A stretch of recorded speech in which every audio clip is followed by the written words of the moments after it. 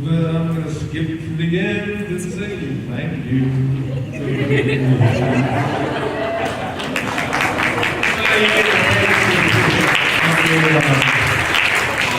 Chant.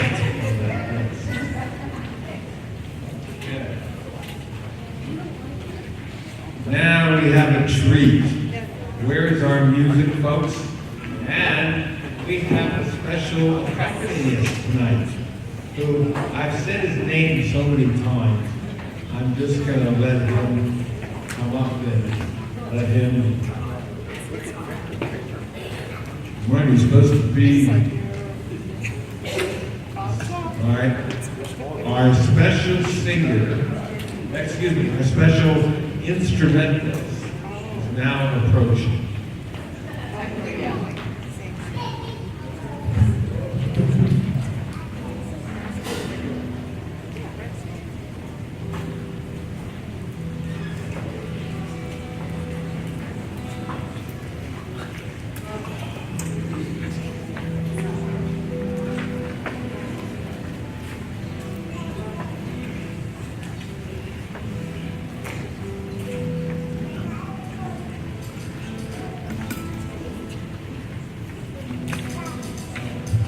This song, I guess you can say the words too?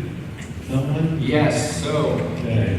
this song, Go Down Moses, has some history to it. No one knows truly where the origins are, but we're from, except for somewhere around the 1950s.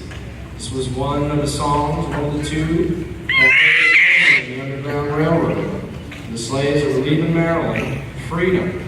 And there's actually biblical connotation to the foundations of this song. They say, go down Moses, because they recognize that in the Old Testament, to go up to Jerusalem was to go up to the presence of God. In other words, to go up in the freedom. That's what they were looking for. And so the origins of this song very much from the scriptures. And that's that, Go Down Moses. Of course, it was popularized in the 1930s by Louis Armstrong. And we've got a special trumpeter here. And here we go.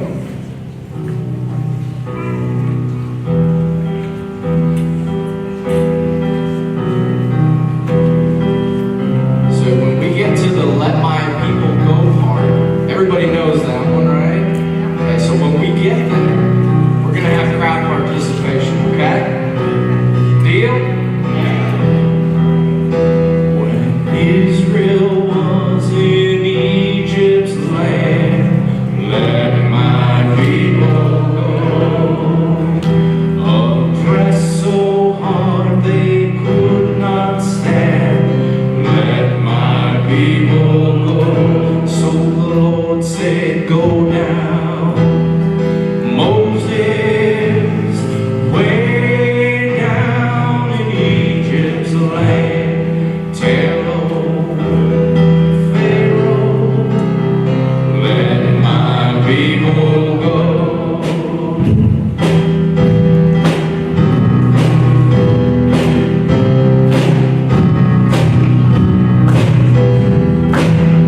So Moses went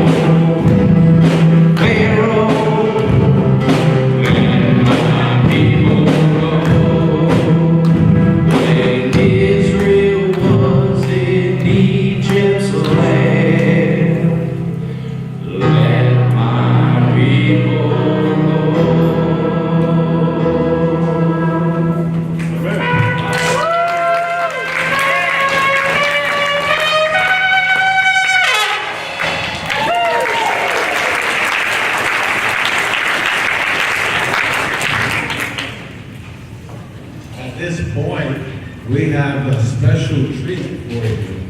Instead of reading the story of the oppression, the middle of page 11, we have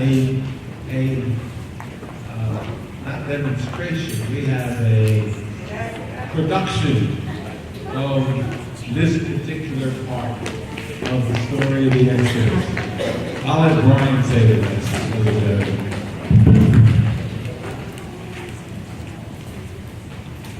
So my daughters are part of a drama class down in Tampa, CAST.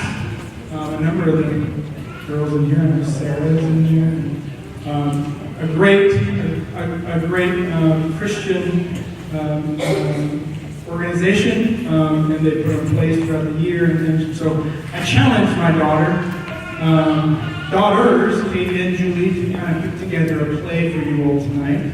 Okay, to produce, to write, to produce, and to direct it. And so they've done a great job. I will say that I've been doing Passover for a long time. Last year, thank you, Jeff, for reminding me.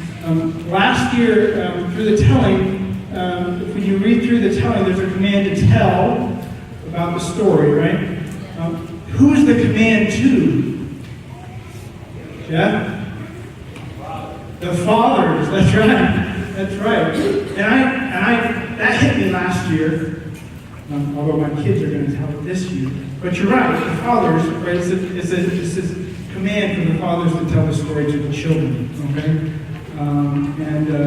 So next year, I challenge the fathers to do the play, okay? The challenge is presented to you fathers, okay? Next year, we're going to pick up the mantle. So yes, the children have a play today, and there's some instructions, okay? So you guys are all going to be a part of this for the plays, okay? Let's see here. So we have baskets in the back here, and if we can get a representative from each kind of line of tables to go over and grab a basket, okay? And within the basket, you will see frogs, not real frogs, lice, which is rice and lice. So the rice will be in there. Flies, frogs. The livestock will not be in flat baskets. We have active livestock. Okay. We have boils. We have hail, and we have locusts. Okay. And there's a clear thing you can do for darkness. Okay. So I cleared that with you through here, so we will have darkness too. So we have a Moses, and Moses has a staff, okay? And so what will happen is when you get to the frogs, Moses will hold up his staff, and it will be a clear time in the play where the plagues will be there, and you will take the frogs, and you will throw them forward into the open area, okay? So we will all experience frogs coming at us, okay? But remember, okay, the magicians, the Egyptian magicians, were also able to do this, right? They were also able to produce a frog. So you will see a magician up here, and that magician will also say abracadabra, and that is your sign that you're going to throw frogs forward for the magician, okay?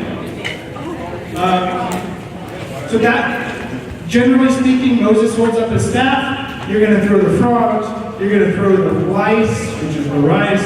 You're going to throw the flies. We have actors who are going to be livestock. That will be the plague of the livestock. There are stickers in those baskets. The boils are red stickers. You're going to take those red stickers. You're going to put them on your forehead. It says boils. Okay. You're going to throw hail. You're going to throw locusts. Locusts are the green clothespins in your basket, okay? You're going to throw those forward, okay? Then we have darkness. And then the last plague, there will be instruction there for the last plague. Okay, that's built into the plague. So you guys are going to be a part of this, okay?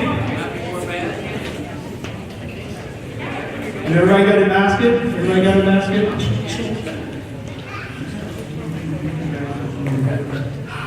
All right. So, Katie, Judy, are we ready? All right. So, announcing the Medee, the telling, Moses and the 10 plagues.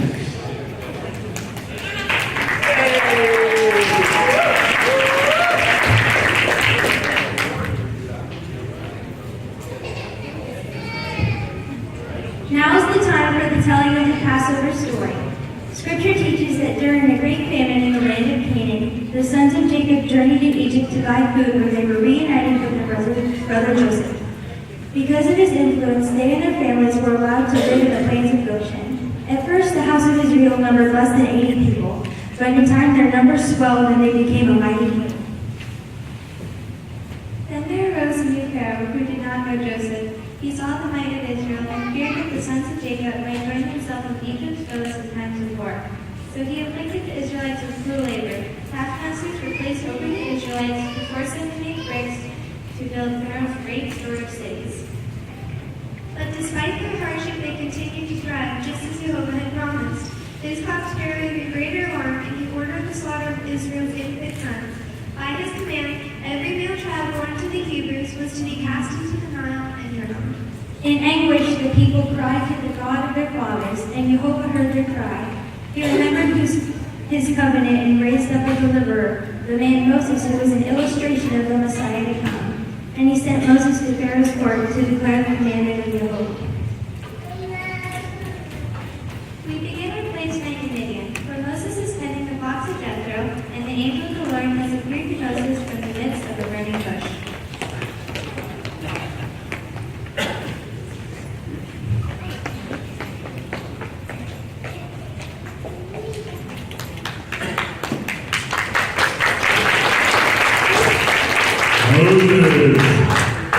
Moses, Here I am. I am the God of your fathers, the God of Abraham, of Isaac, and of Jacob. I have heard the cry of my people in Egypt. I know their sufferings, and have come to deliver them. Come, and I will send you to Pharaoh, that you may bring my people, Israel, out of Egypt.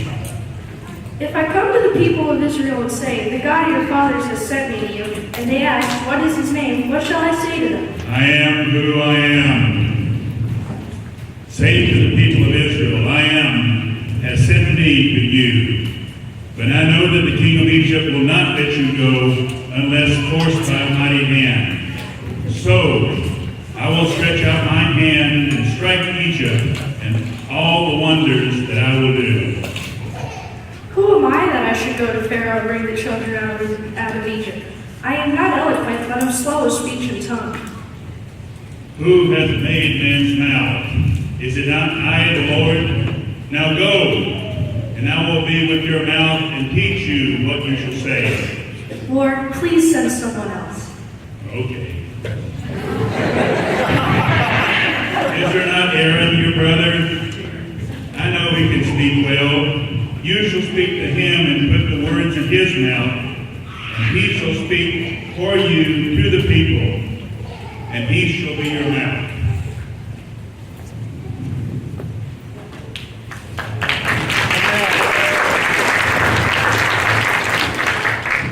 So as the Lord had told him, Moses met Aaron at the mountain of God, and Moses told him of all the things which the Lord had said.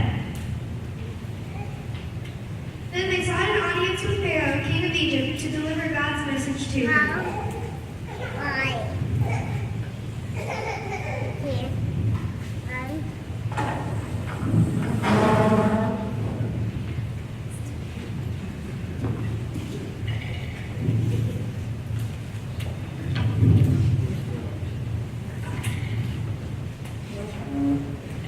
Thus says the Lord God of Israel, let my people go that they may hold a feast to me. Who is the Lord that I should obey his voice? I do not know the Lord, and I will not let Israel go. The God of the Hebrews sent us to you, saying, let my people go, that they may serve me in the wilderness. But you have not obeyed. By this you will know that the Lord is God. Behold, I will strike the water in the Nile, and it shall turn to blood. What magician can do that?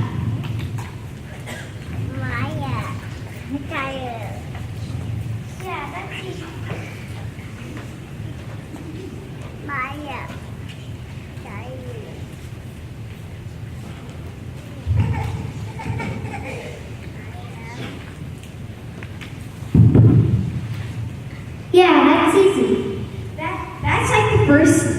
learn at the academy. No card tricks are the first thing you learn, remember? Oh yeah! Want to see a card trick? Sure. Stay focused. Don't you know how to turn water into blood? Of course.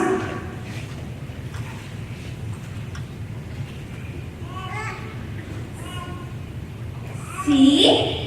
Told you. I would never let the Israelites go. Now get out of my sight!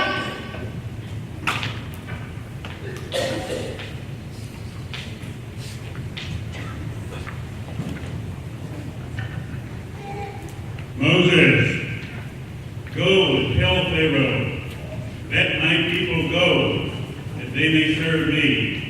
If you refuse, I will plague all the land of Egypt with frogs.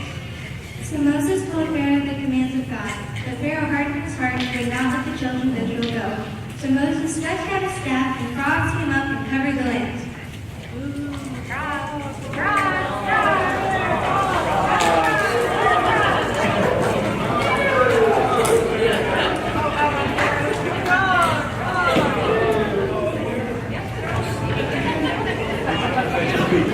Oh yeah, we can do that. Abracadabra? Hey, we did it.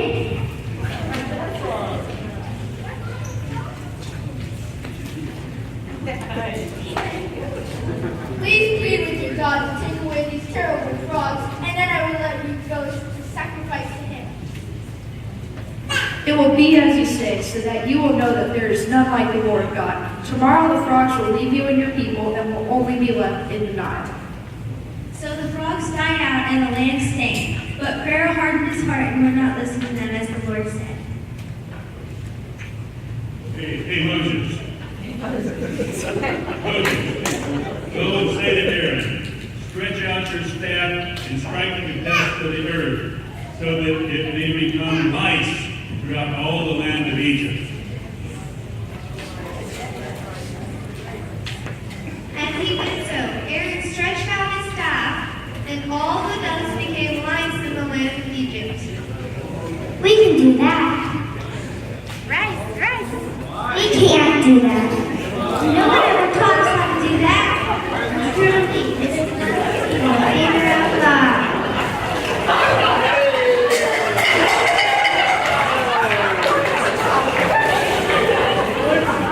Thus says the Lord, let my people go. You know, you gotta clean this up, right? But they could not. So they said to Pharaoh,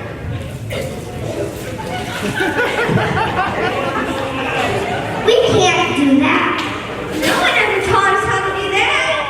Truly, this must be the finger of God. But Pharaoh's heart was hardened, and he would not listen. So the next morning, Moses and Aaron met with Pharaoh again to see that the children of Israel might be free. Thus says the Lord, let my people go, for if you don't, tomorrow I will send swarms of flies on you and all the land of Egypt. But I will separate the land of Goshen where my people live, and no swarms will be there. I have told you, I will never let the people go.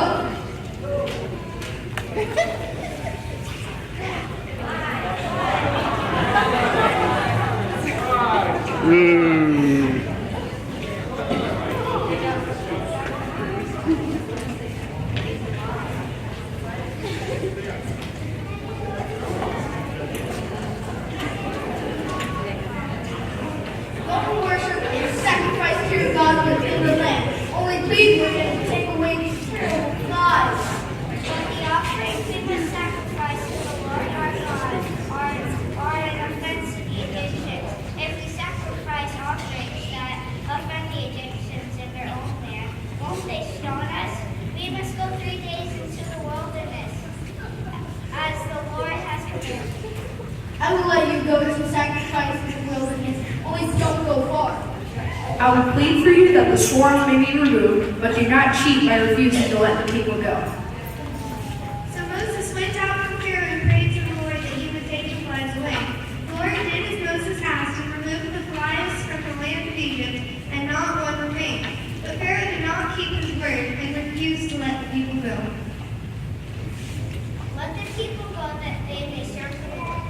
If you refuse to let them go and still hold them captive, tomorrow the hand of God will fall with a very severe plague on your livestock. But the Lord will separate the livestock of Israel and of Egypt, so that none of Israel's will die. The next day the Lord did this. All the livestock of the Egyptians died. And Pharaoh looked and saw that not one of the Israelites' livestock was dead. So the heart of Pharaoh was hardened, and he did not let Israel go.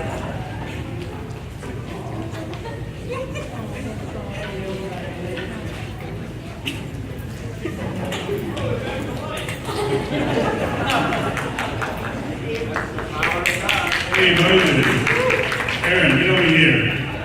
Next, I want you to take handfuls of soot from the fire and let Moses throw them in the air in the sight of Pharaoh. And it shall become fine dust over Egypt, and it shall become boils breaking out in sores on man and beast throughout all the land of Egypt.